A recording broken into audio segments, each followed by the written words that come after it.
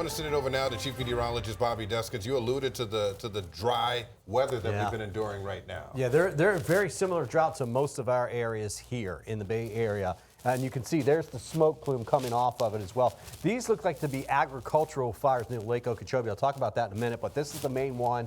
This is one that we're talking about now. Keep in mind, it's now 40% contained. That was 15% yesterday evening this time. This time it was about 500 acres. Now it's over 1,600.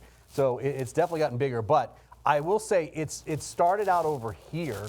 And you can see now the fire reports are getting much closer. These are where they started the evacuations yesterday.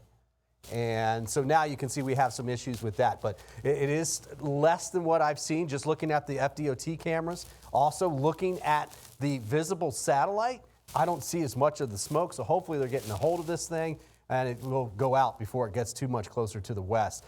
Again, these look to be agricultural fires, but I did want to mention this because southern Highlands County, Lake Placid, may smell a little bit of smoke, especially into the evening hours as that east to southwest wind gets going, okay? So there is a closer look at it. You can see it right now. Generally over there towards southeastern Highlands County, the winds will generally stay out of the east and southeast a little bit more in the afternoon, so you may see it push further west and then come back down towards the ground in the evening hours. That's a live look outside from Ascent Building downtown, looking off towards the coast. 84 degrees, northeast winds at 8 miles per hour.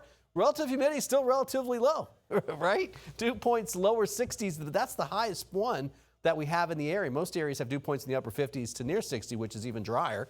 And you can see the radar is dry except for these lines here, but that is not rain.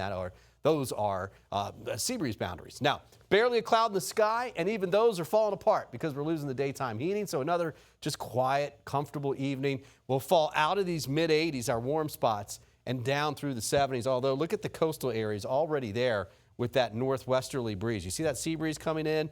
Oh, that feels nice in the afternoon, especially this time of year when the water is about 73, 74 degrees. So another quiet evening down through the 70s, low to mid 60s again. In fact, look at these 50s on the map tomorrow morning. Clear skies, light winds, relatively dry air.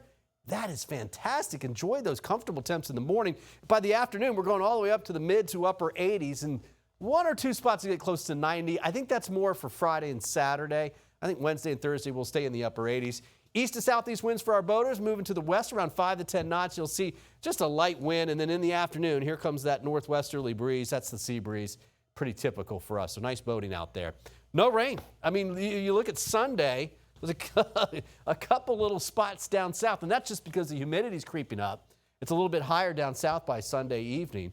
If you look at the rain altogether, it looks like along and west of the Mississippi River, eventually out in the Tennessee, but that's through April 23rd. And there's a big bullseye over us. That's the rain forecast for the Tampa Bay area through the 23rd of this month. Nothing. More over the south. Now, this may change a little bit, but the bottom line is we're going to stay relatively warm. We do cool off a little bit with the front Monday into Tuesday, but even the cool off is about normal, which is about 83 for this time of the year.